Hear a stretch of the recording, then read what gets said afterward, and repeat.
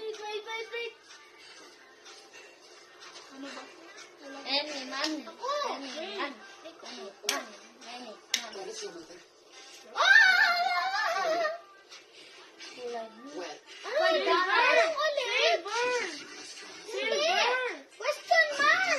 Question mark? Again?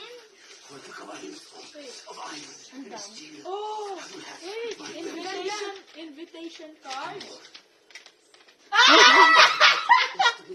Wait. Isa. Wait. Wait.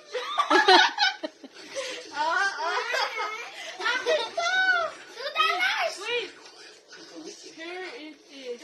The kids send $5 Canadian each. Isa. Dapat $10 ako.